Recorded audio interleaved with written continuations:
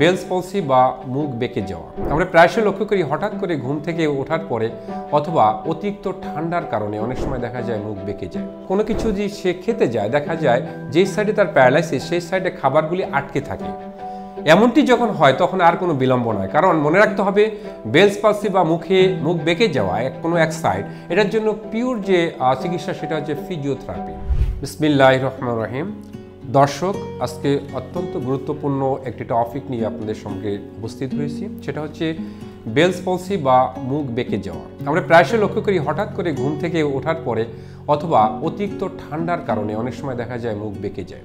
পেশেন্টকে জিজ্ঞেস করলে বলে এরকম যে হ্যাঁ রাত্রে তো ঘুমিয়েছিলাম, হয়তো এসি সারা ছিল, কেউ বলে যে হ্যাঁ ফ্যান সারা ছিল, সারা রাত্র যখন এরকম কি হয় তখন কোল্ড এক্সপোজারের জন্য কোনো এক সাইড মুখ বেঁকে যায়। এটাকে আমরা বলি বেলস পলসি, অনেকে এটাকে ফেশিয়াল পালসি বলে, কিছুটা পার্থক্য আছে, আমি সেদিকে যাচ্ছি না।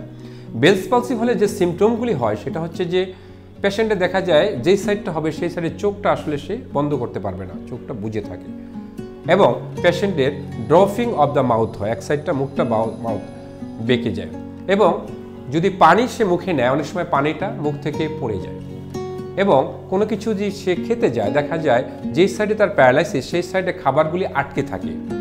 এমনটি যখন হয় তখন আর কোনো বিলম্ব নয়, কারণ মনে রাখতে হবে বেলস পলসি বা মুখ বেঁকে যাওয়া কোনো এক সাইড, এটার জন্য পিওর যে চিকিৎসা সেটা হচ্ছে ফিজিওথেরাপি। তো সেই ক্ষেত্রে আমরা লক্ষ্য করেছি যে কোনো পেশেন্ট যদি আর্লিয়ার অর্থাৎ এরকম ঘটনা হওয়ার পরপরে যদি সে কোনো বিশেষজ্ঞ ফিজিওথেরাপিস্টের শরণাপন্ন হয়ে মাত্র 3 সপ্তাহ ফিজিওথেরাপি দেয়, তাহলে এই ক্ষেত্রে তার সম্পূর্ণরূপে সে নর্মাল লাইফ আবার লিড করতে পারে, অর্থাৎ তার যে সমস্যাগুলি তা থেকে উত্তরণ সম্ভব। কিন্তু অনেক সময় যেটা হয় যে প্রথমেই অনেক ঔষধ খেয়ে ফেলে, অনেকে অ্যান্টিবায়োটিক খায়, স্টেরয়েড খেয়ে ফেলে, অন্যান্য ভিটামিন জাতীয় ঔষধ খেতে খেতে সময়টা পার করে ফেলে, এবং দীর্ঘদিন পরে হয়তো যখন ফিজিওথেরাপির প্রেসক্রাইব করে বা ফিজিওথেরাপি রেফার করে তখন দেখা যায় হয়তো বা তার জন্য একটু সময় বেশি লেগে যায়।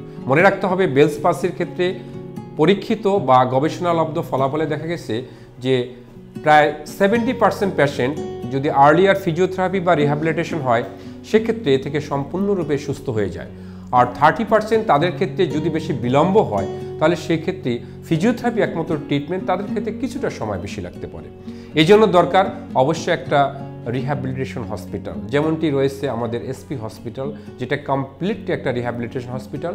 এখানে মাত্র 3 সপ্তাহ ভর্তি থাকার পরে পেশেন্টকে প্রপার ফিজিওথেরাপির মাধ্যমে একটি বিশেষজ্ঞ ফিজিওথেরাপিস্টের সাথে একটা এক্সপার্ট টিমের মাধ্যমে হলিস্টিক অ্যাপ্রোচের মাধ্যমে যখন তাকে এই থেরাপিউটিক এক্সারসাইজ এবং কিছু ইলেকট্রিক্যাল মডালিটিস ইউজ করা হয় এবং এটা স্টেজ বাই স্টেজ দেখানো হয়, এটা যখন করা হয় পেশেন্ট ক্ষেত্রে এ থেকে সম্পূর্ণ উত্তরণ সম্ভব। কিন্তু আমরা অনেক সময় দেখি যে দীর্ঘদিন এই মুখ বাঁকা নিয়ে আসে, অনেক ঔষধ খাচ্ছে কিন্তু ভালো হচ্ছে না। তাদের ক্ষেত্রে আমরা বলবো যে যখনই মুখ বেঁকে যায় 100% ক্ষেত্রে ফিজিওথেরাপি হচ্ছে এটা ট্রিটমেন্ট। এই মেসেজটা দেওয়ার জন্যই মূলত আজকে আপনাদের কাছে আসা এবং এই টপিক নিয়ে আলোচনা করা। তাহলে যখনই আপনাদের বাসার অথবা আশেপাশে অথবা বন্ধুবান্ধব যাদেরই এমনটি দেখবেন, এটার জন্য কোনো পরীক্ষা করার দরকার নেই।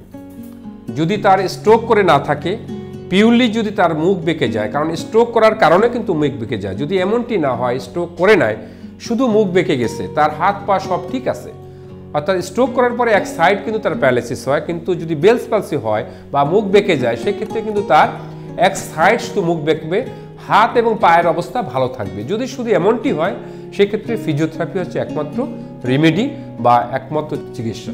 তাহলে আর বিলম্ব নয়, ফিজিওথেরাপি গ্রহণ করুন এবং এই ক্ষেত্রে সুস্থ থাকুন। তাহলে আজ এই পর্যন্তই, আল্লাহ হাফেজ। এসপি হাসপাতাল, আন্তর্জাতিক মানের পূর্ণাঙ্গ ব্যথা নিরাময় হাসপাতাল।